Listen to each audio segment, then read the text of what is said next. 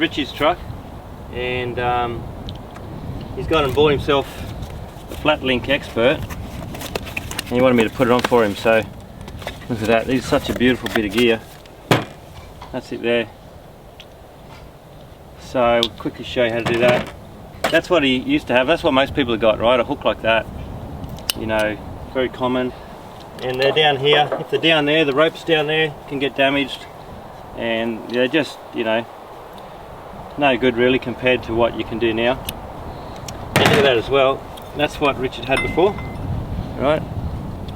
And he's gone and got the Fact 55 fairlead. So look at that. And that was a good quality one too. From, I won't say where from. So get rid of those, but that's what most people have got, and that's what's really nice to get onto. Nice, strong, solid fairlead, anodized aluminium in one of these. To do all this, you need to have the synthetic rope spool, and I'll quickly show you what to do. So I'm just going to cut this off.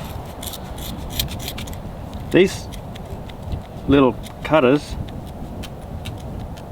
so hard to cut this rope. You basically need something serrated, like a serrated knife. A serrated knife would cut it.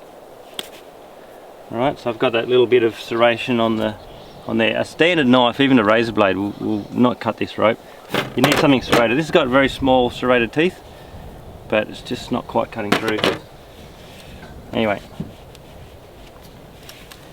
so the first thing to do, we're going to put,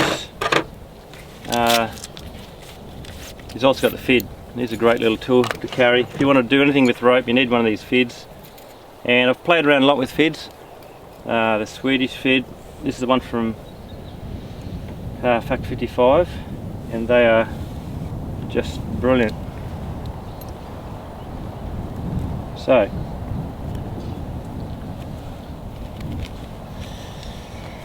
very soft this rope. What we want to do, we're going to go through about that far. Okay, so I'm going to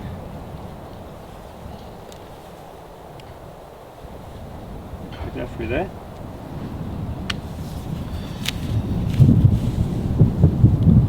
Alright, I'm going to go back through again. So, yeah, it's going to be tricky because it's so soft, this rope.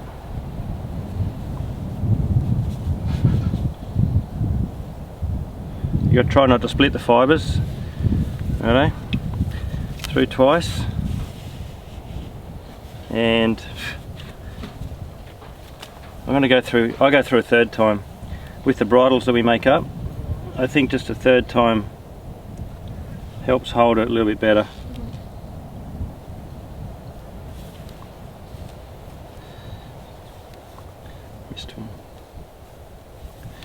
All right. So you can do that, then you just slip your little synthetic rope spool in, and we've got to pull that one. Alright, so pull that up nice and tight. You can see that there. Alright, so 1, 2, 3. Okay, now it doesn't really matter so much now how far you go through, but the further you go through, the harder it is to do it. Really, you only need about, you know, 250, 300 mils. Okay, I want to go through to about there, and I will taper the end of it as well. So, obviously, you know, you may as well go through as far as you can.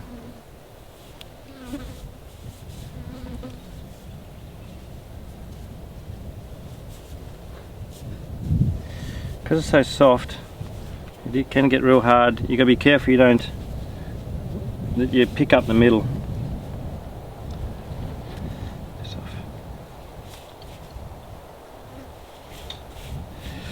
And here we go. Alright, that'll do. I'll come out there.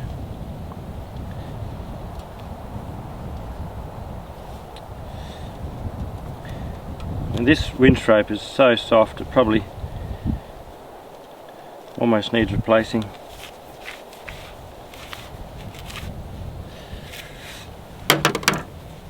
Alright, we're not even going to worry about tapering that. It's so soft, it's not even worth it. Now, important here to pull that tight from this end first. Okay, get that nice and tight. Thread him back. Look at that.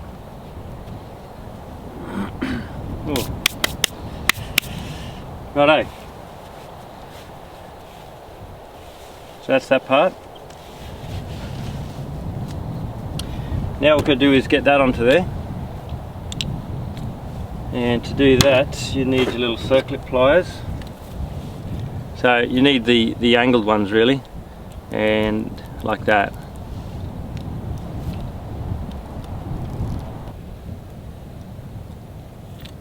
Now just hold that so you don't lose it, because that can flick off and never to be seen again.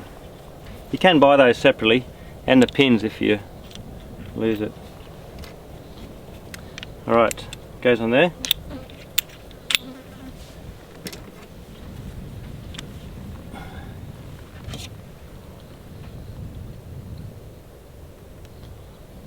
Make sure that's all the way on. Not easy to get, just right.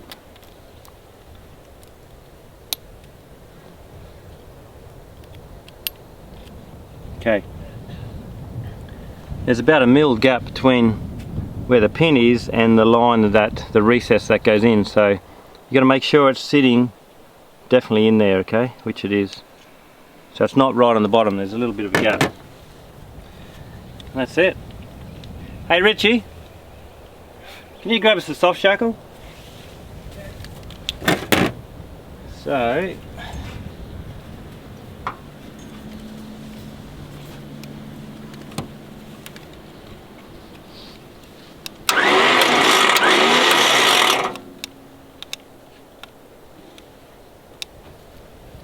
good old Richie's. Have you got the lead for here? Yeah. Maybe the battery's flat in here. Anyway, I'll run that back in. And as you can see, these work. You don't need the sleeve if you're running off here. And that's how you hook up. Okay. Beautiful quality gear. And I mean, these can take a D as well, right? But I wouldn't be putting a D on there because there's no need to. That shape is made for the end of a D to go over, but you're just going to scratch it and that's it. What'd you do to it? Wobbled the battery.